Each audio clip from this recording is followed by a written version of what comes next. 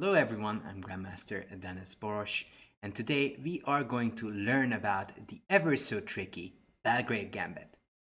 As you see, white sacrifices a whole pawn, but says that development is way more important than just a single pawn. Let's take a closer look. In this game, between Polovidian and Zeitlin, they followed the path d4, e takes, and instead of the usual knight takes d4, which has been popularized by Morozevich, plays the ever so tricky knight d5, which is coined as the Belgrade Gambit. Now, white gives up a pawn, but does occupy an important square on d5 and makes sure that these pieces on c8 and f8 are quite passive. So Zeitlin decides to go and take the matters in his own hands and took on d5, but Zeitlin is going to regret that decision. He takes d5, threatening to chase that knight away. If you go knight e7, there's queen takes d4, and white is just clearly better. The bishop b4 check, trying to gain some time, so castling could come. Bishop d2, queen e7, queen e2, takes, queen takes e2, bishop e2, knight b4. And seemingly, this is a very innocuous position for white, but in reality, black is going to face big struggles. Rook e1, a very, very strong move, kind of keeping the other one in reserve to attack the d-pawn, and also putting some threats on that king on e8. Now, knight takes d5 would be a mistake, because bishop c4 check. You can move the king, because I take that knight. And if knight e7, rook e2, and the simple doubling, as surprising as it may seem, is very difficult to meet. Therefore, Grandmaster Zeitlin decided to castle instead. However, here, Polovidian's next move comes as a big surprise, but a very, very strong at that, d6. White sacrifices yet another pawn, but makes sure that this bishop on c8 will never ever get out. So even if Zeitlin would capture knight takes d4, and this bishop is so bad that white is going to have very good positional pressure for the pawn. Therefore, c5 was played, but after bishop c4, white does have a dominating position. He has the control of the e-file, a potential target on f7, and these pieces, that rook and bishop, are still in the garage waiting to get out. So that's why Zeitlin went for b5, even though b6 is probably better, but still with a slightly better position for white. b5, giving up the pawn, bishop b5, b8, bishop c4, bishop a6, knight e5. Not losing momentum, targeting the d and f pawns, and making sure if you take on c4, I can capture back. That's exactly what happened. Knight takes c4, knight c6. And at this moment, it seems like everything has calmed down, but in reality, it's not as good for black as it seems.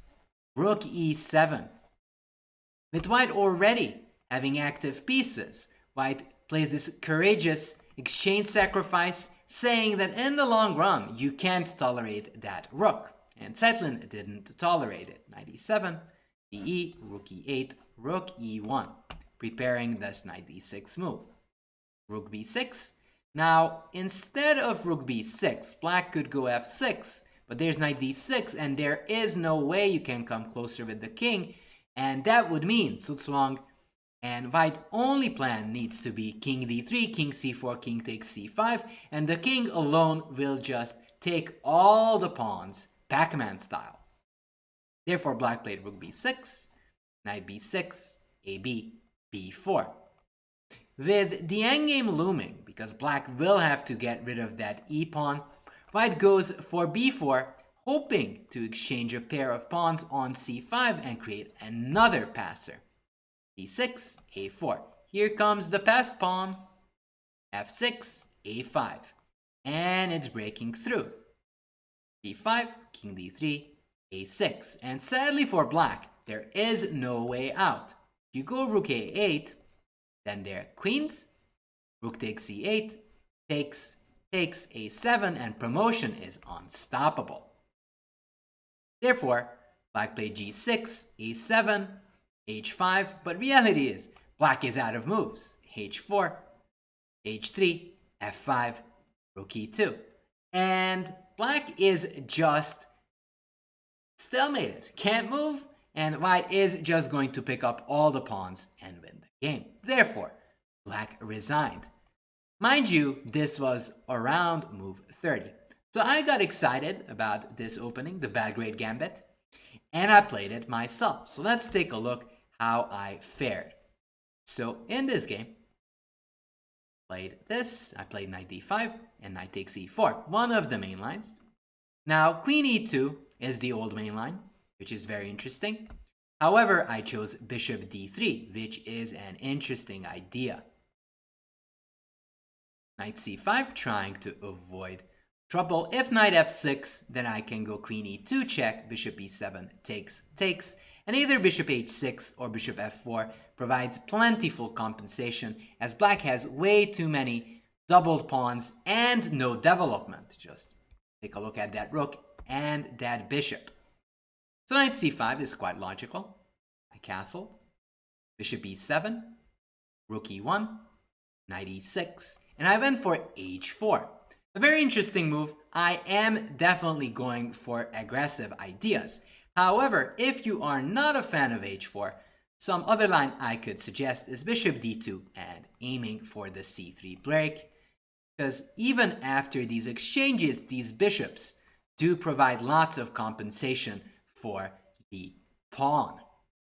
So bishop d2 is an alternative. I did go for h4, which I think is interesting.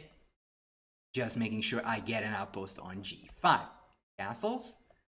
Knight takes e7, queen takes e7, and here comes our favorite, the Greek gift. Bishop takes h7. What's the point?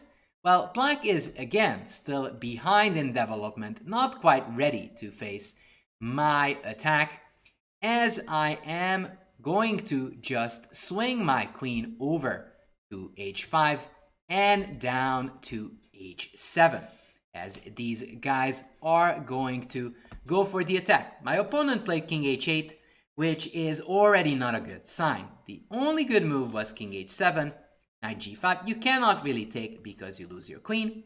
Knight g5, there's rook takes e7. And in case of king g8, I have queen h5, and queen h7 is near unstoppable unless you give up your queen. And rook e8 loses to queen h7, queen h8, checkmate. So instead, my opponent played king h8, and after knight g5, queen f6, queen h5, had to play the sad queen h6 move, but after knight f7, hitting both the queen and the king, rook f7, bishop takes h6, my opponent resigned. So I really hope you enjoyed this lecture on the tricky Belgrade Gambit, and I really hope I convince you to try it out yourself. So thank you for watching, and if you have any thoughts, comments about it, do let me know in the comments below. With that, I'm signing off. See you next time.